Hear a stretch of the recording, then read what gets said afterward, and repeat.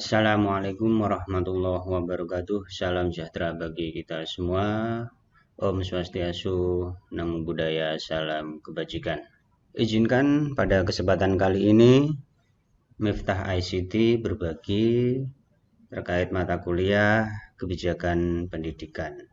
Pada kali ini akan kami sampaikan terkait dengan proses kebijakan pendidikan. Di antaranya adalah ruang lingkup seputar kebijakan pendidikan.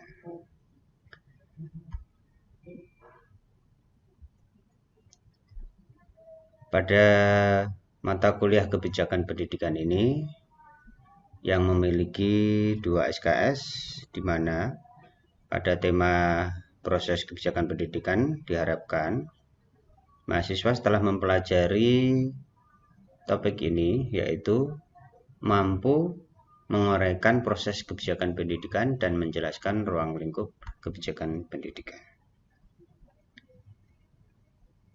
Proses kebijakan pendidikan dapat kita simak, yaitu studi analisis kebijakan adalah proses atau kegiatan mensintesa informasi termasuk hasil-hasil penelitian untuk menghasilkan rekomendasi opsi desain kebijakan publik.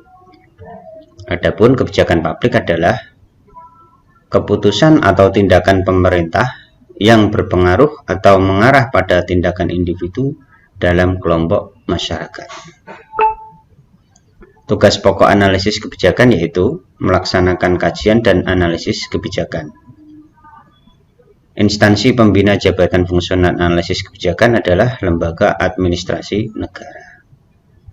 Tujuan analisis kebijakan diantaranya mampu memberikan informasi kepada pembuat kebijakan yang dapat dipergunakan untuk memecahkan masalah-masalah masyarakat, selain bertujuan untuk meningkatkan kualitas kebijakan yang dibuat oleh pemerintah itu sendiri. Adapun ruang lingkup dari kebijakan publik adalah studi mengenai perilaku birokrasi dan elit politik, peran kelompok kepentingan di dalam proses kebijakan. Proses analisis kebijakan ada 3 tahapan, yaitu proses masalah kebijakan, kemudian proses alternatif kebijakan, dan pemilihan alternatif kebijakan. Proses kebijakan publik. Di sini ada beberapa tahapan, dari penyusunan agenda, formulasi kebijakan, adopsi kebijakan, implementasi kebijakan, dan penilaian kebijakan. Namun bisa dikatakan sebagai sebuah konsep lain yang pada intinya adalah dari agenda, penyusunan agenda, formulasi dan implementasi kebijakan, dan implementasi kinerja dan dampak kebijakan atau kebijakan baru, menghasilkan kebijakan baru. Di sini prosesnya dari agenda itu menghasilkan agenda dari pemerintah yang selanjutnya diikuti dan menghasilkan formulasi dan implementasi kebijakan. Kemudian diperlukan sebuah dari hasil implementasi berupa tindakan. Dari tindakan ini diperlukan juga implementasi kinerja dan dampak kebijakan. Main poinnya adalah dampak kebijakan di sini itu adalah kinerja dan dari efek atau dampak tersebut menghasilkan sebuah kebijakan baru. Kurang lebihnya demikian. Ada sumber lain dari Warren, Walker, dan kawan-kawan 1979, yaitu proses tahapan dari analisis kebijakan, dari identifikasi masalah, kemudian specify objektif, design on kriteria. Ini setelah ada identifikasi, kemudian mengkelompokkan dalam suatu objek, memutuskan kriteria-kriterianya, kemudian menyeleksi alternatif-alternatif masalah tersebut, kemudian dianalisis, selanjutnya adalah mengcompare, menggabungkan, kemudian pilihan selanjutnya adalah mengimplementasikan dari alternatif pilihan yang dipilih, dan terakhir adalah monitoring serta mengevaluasi hasil.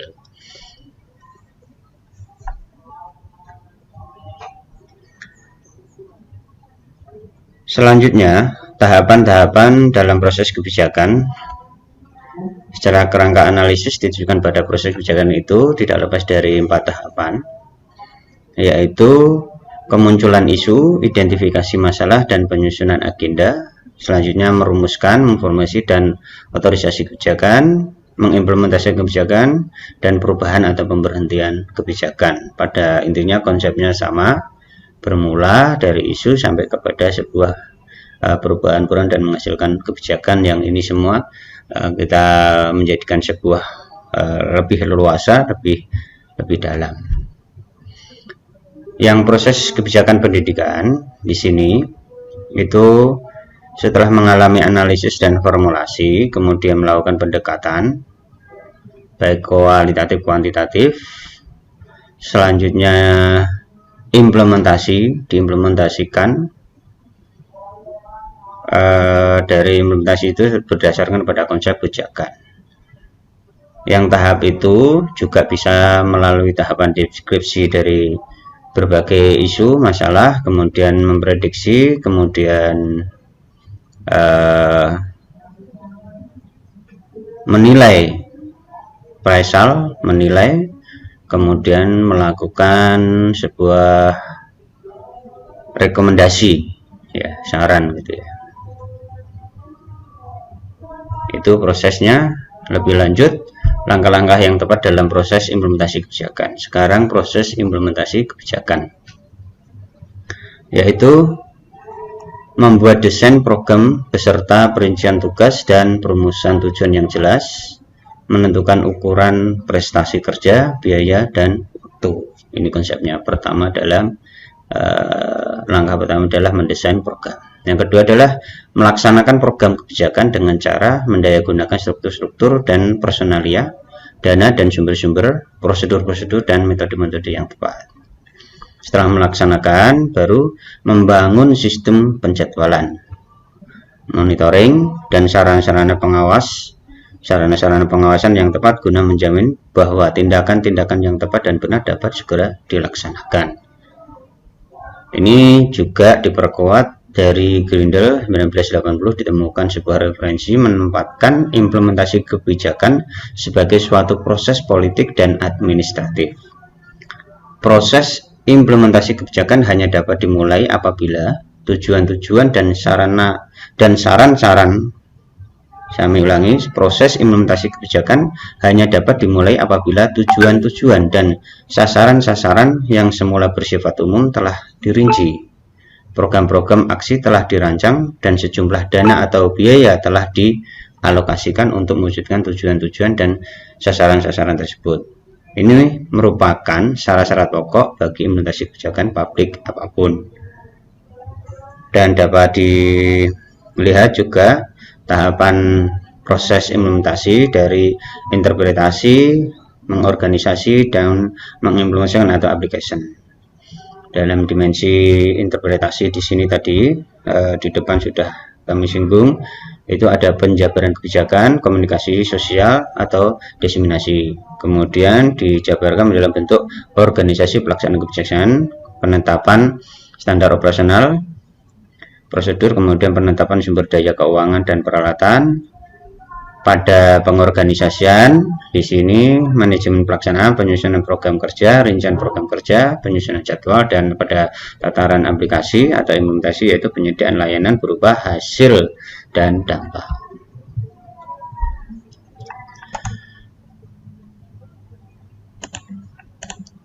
Model implementasi kebijakan untuk memperkuat pemahaman kita, yaitu dari tahap agenda, tahap keputusan, dan tahap implementasi, di mana tahap agenda di sini berangkat dari isu kebijakan, kemudian tahap keputusannya berangkat dari agenda kebijakan dan keputusan itu sendiri, dan pada tahap implementasi yaitu pelaksanaan dari program kegiatan tersebut.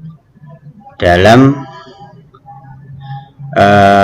model ini bersifat interaktif, yaitu mulai dari isu kebijakan, agenda, tahap keputusan, birokrasi publik, dan potensi hasil kebijakan. Di sini menjadi satu kesatuan yang saling melengkapi.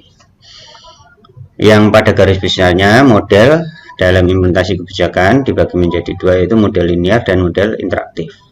Model linear yaitu keberhasilan pelaksanaan kebijakan sangat tergantung pada kemampuan unit pelaksananya. Jika implementasi kebijakan gagal, yang sering disalahkan adalah pihak pelaksana atau manajemen, karena dianggap kurang memiliki komitmen, sehingga dipandang perlu dilakukan upaya yang lebih baik guna meningkatkan kapasitas kelembagaan pelaksana. Adapun model interaktif yang dimaksud adalah dalam implementasi kebijakan dipandang sebagai proses dinamis, karena setiap pihak terlibat dalam implementasi kebijakan bisa mengusulkan perubahan dalam berbagai tahap pelaksanaan. Misalnya, ketika kebijakan pendidikan tentang full day school atau FDS yang pernah gempar, dianggap masyarakat kurang memenuhi harapan stakeholder. Ini berarti bahwa berbagai tahapan implementasi kebijakan FDS akan dianalisis, dievaluasi oleh para pihak atau pemangku kepentingan. Selanjutnya, terkait dengan pengelolaan informasi kebijakan melalui monitoring dan evaluasi.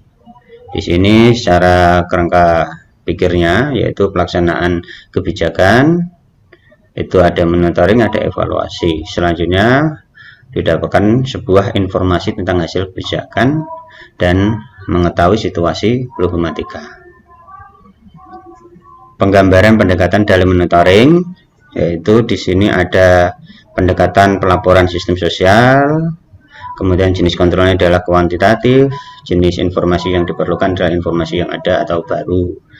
Ada pendekatan eksperimental sosial, ada pemeriksaan sosial, dan pengumpulan bahan untuk penelitian sosial. Selanjutnya, kegunaan evaluasi implementasi kebijakan.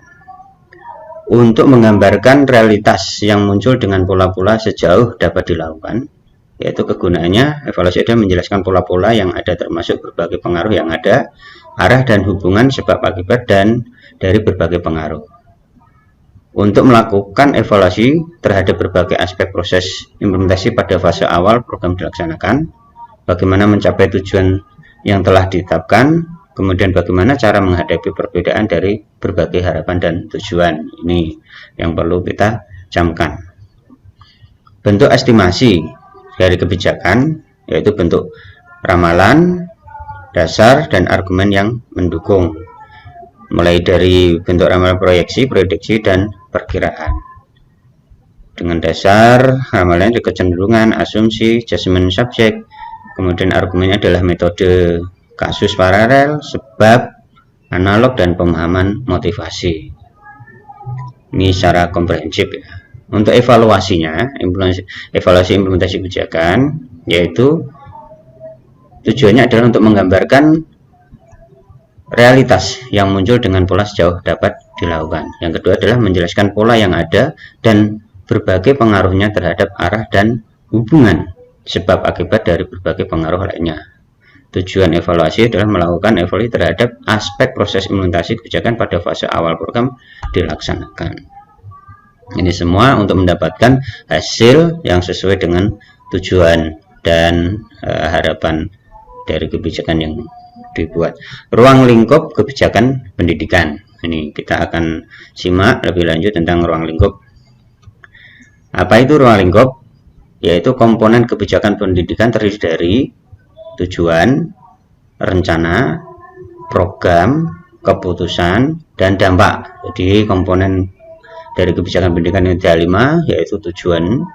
Setelah tujuan ada, kemudian rencana. Setelah itu muncul ada program, kemudian ada keputusan, dan ada dampak. Yang dapat kita ringkas, kita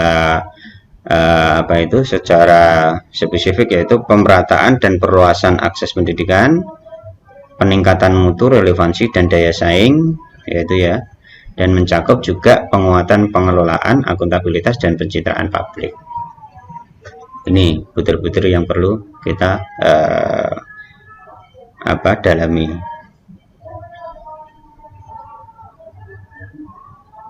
Metodologi analisis kebijakan pendidikan terdiri atas dua, yaitu metodologi kualitatif dan kuantitatif yang sudah kami singgung tadi di depan.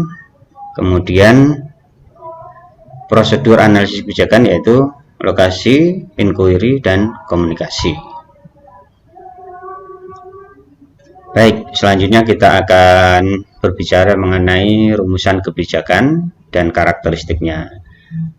Rumusan kebijakan ini tergantung kepada tiga pelakunya, yaitu administratornya, manajer, dan politisi. Dapat kita jelaskan apa itu administrator, yaitu bertugas memberikan program-program yang dirancangnya dari konsep hingga praktis seperti para ahli pendidikan, Kementerian Pendidikan, atau lembaga pendidikan.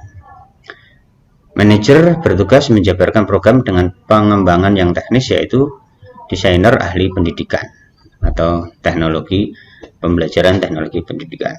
Terus politisi bertugas merancang gerakan kebijakan yang mampu mewujudkan perubahan signifikan dalam konteks jangka panjang, yang mengatur program-program pada tingkat struktur politik di daerah tempat program-program tersebut diselenggarakan. Ini penting bagi para calon praktisi, calon ahli, expert di daerahnya masing-masing. Legislatif nih, para dewan bertugas mengesahkan kebijakan yang telah dirumuskan oleh badan eksekutif atau pemerintah. Kemudian yang kelima, kelompok yang berkepentingan yang mempengaruhi perumusan kebijakan, walaupun kelompok yang ini tidak mempunyai kewenangan dengan cara lobby, dengar pendapat, memberi informasi untuk mengunggulkan kepentingan grupnya, seperti LSM ya, para pegiat-pegiat, para praktisi-praktisi yang ada di lapangan. Kemudian yang terakhir adalah organisasi massa, yaitu kumpulan orang yang mempunyai cita-cita dan keinginan yang sama. Dapat kita cermati selanjutnya yaitu karakteristik merumuskan kebijakan. Ada 6. Yang pertama, memiliki tujuan pendidikan jelas, kemudian memenuhi aspek legal formal, memiliki konsep operasional, dibuat oleh yang berwenang, dapat dievaluasi, dan memiliki sistematika. Ini koridor yang harus diperhatikan karakteristiknya, gitu ya. Kemudian strategi kebijakan pendidikan. Ini strategi penting sekali bagaimana untuk melaksanakan kebijakan pendidikan. Strateginya adalah meningkatkan standar mutu dan daya saing lembaga pendidikan yang relevan dengan kebutuhan. Yang kedua, setelah lembaganya adalah meningkatkan mutu guru, tenaga pendidik, tenaga kependidikan, yaitu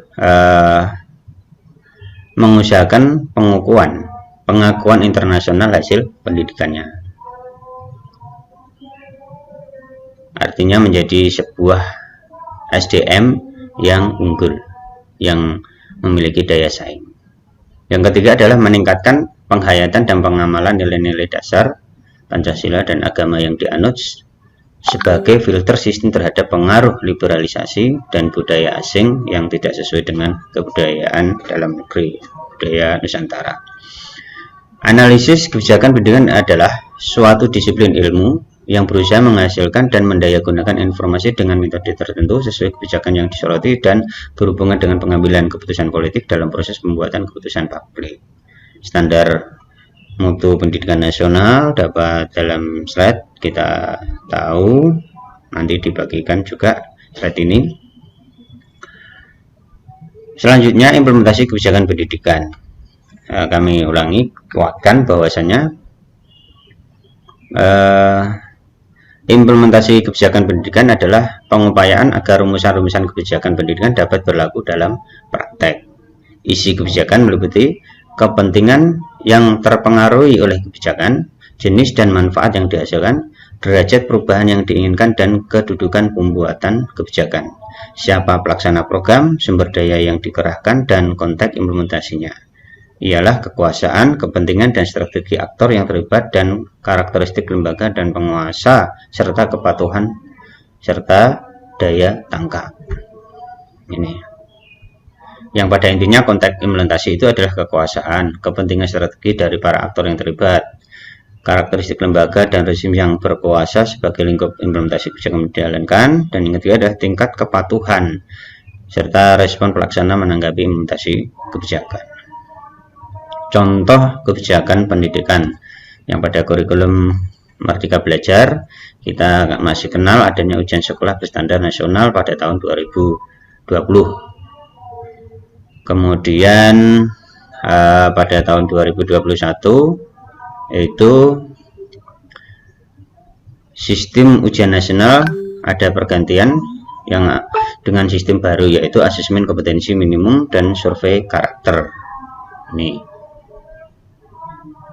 Kemudian ada juga rencana pelaksanaan pembelajaran, yaitu RPP ini tak lagi berlembar-lembar sebagaimana biasanya. Oleh Menteri, RPP cukup 1 lembar yang ringkas namun bisa menjelaskan dan tidak membebani para guru ya secara profesional, tidak terbebani secara administrasi. Sistem zonasi yang sekarang masih banyak dipermasalahkan dan terus dikaji karena presentasi setiap kota itu selalu fluktuasi, selalu sesuai dengan kebutuhan yang ada.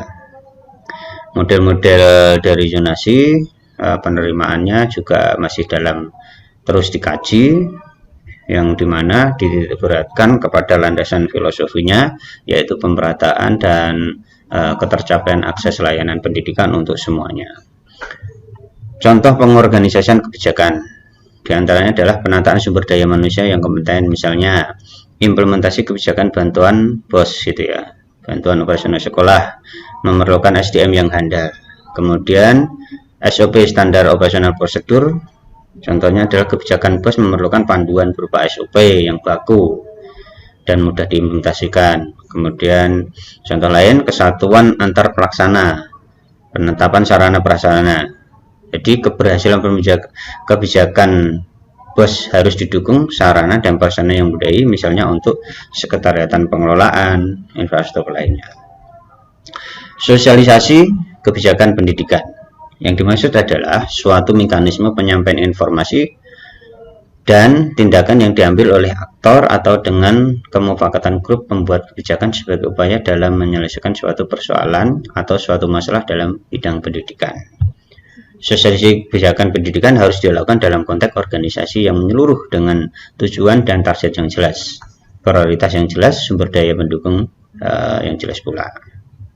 Ada beberapa pendapat, nanti bisa dicermati lebih lanjut. Tahap sosialisasi kebijakan yaitu tahap persiapan, tahap meniru, dan tahap bertindak. Strateginya banyak sekali dalam sosialisasi kebijakan pendidikan, yaitu memiliki fungsi banyak ya, untuk mendapatkan dukungan dari pimpinan, tempat sosialisasi berlangsung, memberikan pemahaman kepada pejabat dan staf di lingkungan sosial mengenai kebijakan, kemudian mendorong efisiensi, efektivitas, peningkatan citra dan akuntabilitas kelembagaan, kemudian kepada para aktor dan pegawai melalui seminar, workshop, bimbingan teknis itu, dan seterusnya melalui buku, poster, terus menempatkan pada pengumuman dan menyediakan leaflet, brosur, menayangkan situs melalui internet, menjadikan kebijakan sebagai salah satu tolak ukur kinerja lain dalam melakukan pengawasan, pembinaan, dan menilai keputusan pelaksanaan kegiatan. Penerapan kebijakan sebagai salah satu tolak ukur bagi pimpinan langsung dan menilai kinerja bawahan. Ini peran dan fungsi sosialisasi dan cara teknik-teknik atau bentuk dari sosialisasi kebijakan pendidikan. Aspek kriteria pengukuran keberhasilan implementasi kebijakan pendidikan. Ya, yang dimaksud adalah tingkat kepatuhan birokrasi pendidikan terhadap birokrasi yang lebih tinggi di atasnya, atau tingkat birokrasi pendidikan sebagaimana diatur dalam undang-undang. Kelancaran rutinitas dan tidak adanya masalah yang dihadapi, tujuannya yaitu kriteria pengukuran lain adalah adanya dampak, yaitu manfaat ya, efek yang dikehendaki dari program pendidikan yang dilaksanakan terarah. Ini ukuran dari keberhasilan implementasi kebijakan adalah adanya bisa diketahui ukuran dan tujuan kebijakan, sumber kebijakan, ciri sifat dan karakteristik instansi pelaksanaan kebijakan, komunikasi kegiatan antar organisasi terkait, sikap para pelaksana, dan lingkungan ekonomi, sosial, dan politik. Konsepsi evaluasi kebijakan. Ini evaluasi kebijakan pendidikan, di samping pendapat para ahli, dapat kita pahami yaitu suatu rangkaian aktivitas untuk mengetahui suatu kebijakan pendidikan benar-benar sudah sesuai dengan kriteria-kriteria yang telah ditetapkan sebelumnya, serta dapat memberikan dampak nyata terhadap khalayak sesuai dengan yang diinginkan. Komponen evaluasi kebijakan ada administrasi, yudisial, dan politik.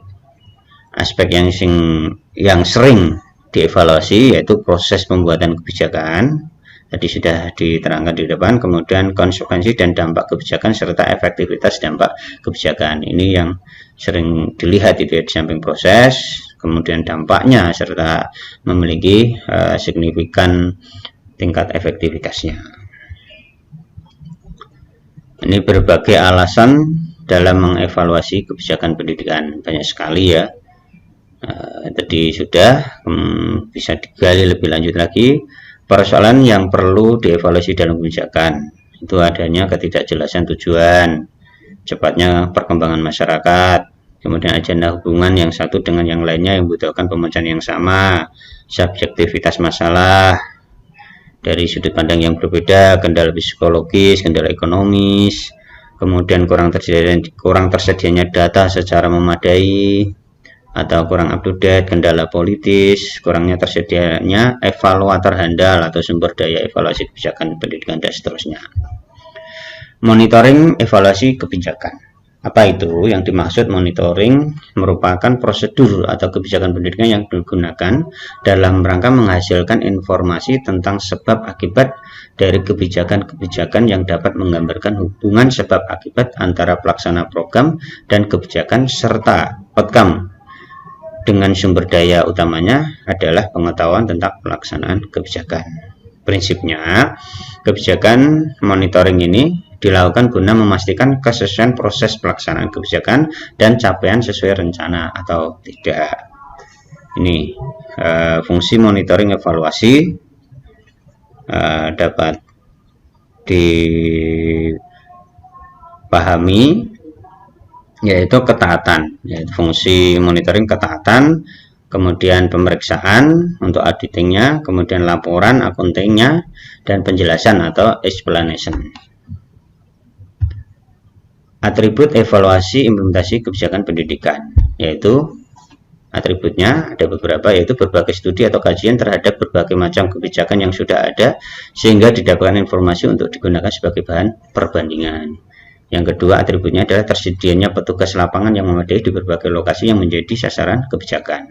Yang ketiga, sumber informasi yang diwawancarai berasal dari berbagai sumber, gitu ya, menjadi sumber primer. Kemudian wawancara lebih baik dilakukan dengan sistem terbuka dan tertutup atau kombinasi. Mixed method ini untuk menggali lebih lanjut. Pelaksanaan evaluasi berskala besar, kelompok pengevaluasi sebaiknya tinggal bersama dalam kelompok kecil sekaligus mengunjungi sumber informasi. Kemudian kondisi organisasi pengevaluasi atau evaluator yang baik dapat membantu keberhasilan pelaksanaan evaluasi. Ini benar-benar menjadi sebuah validasi data sehingga diperoleh sebuah evaluasi dari implementasi itu secara valid.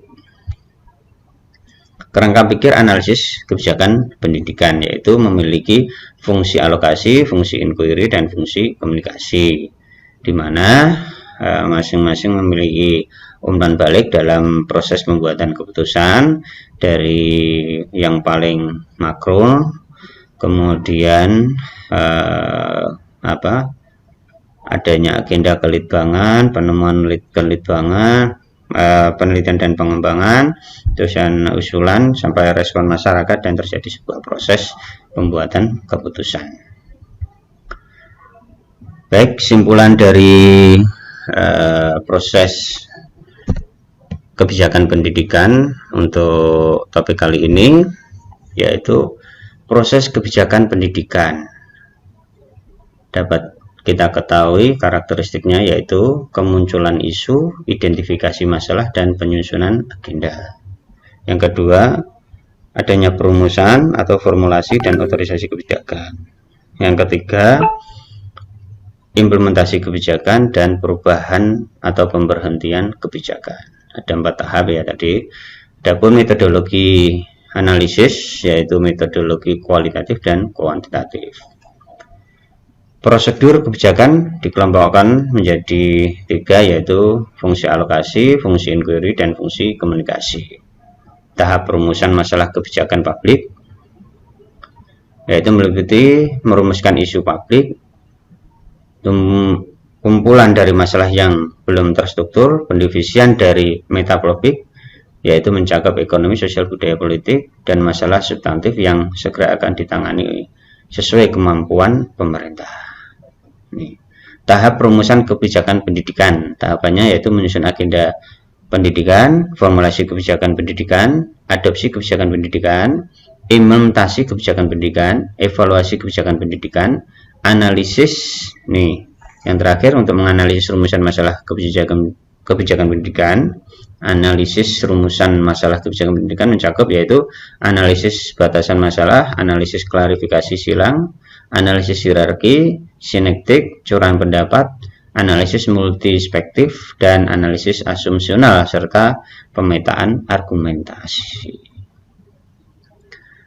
Untuk ruang lingkup kebijakan pendidikan, tadi ada 5, yaitu tujuan, rencana, program, keputusan, dan dampak. Adapun karakteristiknya yaitu memiliki tujuan pendidikan, memenuhi aspek legal formal, memiliki konsep operasional, dibuat oleh yang berwenang, dapat dievaluasi, dan memiliki sistematika. Kebijakan strategis dalam pengembangan pendidikan yang dapat dianalisis dalam kebijakan pendidikan berfokus pada 3 pokok, yaitu pemerataan dan perluasan akses pendidikan, peningkatan mutu, relevansi, dan daya saing, serta penguatan pengelolaan akuntabilitas dan pencitraan publik. Adapun aktor kebijakan pendidikan bisa dikategorikan menjadi 2, yaitu para pelaku resmi dan para pelaku tak resmi. Pelaku resmi kebijakan pendidikan adalah perorangan atau lembaga yang secara legal memiliki tanggung jawab berkenaan dengan pendidikan. Adapun aktor tak resmi kebijakan adalah individu atau organisasi yang berkelompok, yang terdiri dari kelompok kepentingan, partai politik, dan media seperti halnya LSM dan seterusnya. Saya kira seperti itu terkait topik proses kebijakan pendidikan dan ruang lingkupnya. Lebih lanjut nanti bisa ditelusuri dalam daftar pustaka yang insya Allah ini sangat bermanfaat dan akan saya share terkait dengan bahan presentasi ini. Semoga bermanfaat. Mudah-mudahan bisa bertemu dalam topik yang berbeda. Terima kasih Miftah ICT atas berbaginya dan mohon maaf jika ada kekurangannya. Wassalamualaikum warahmatullahi wabarakatuh.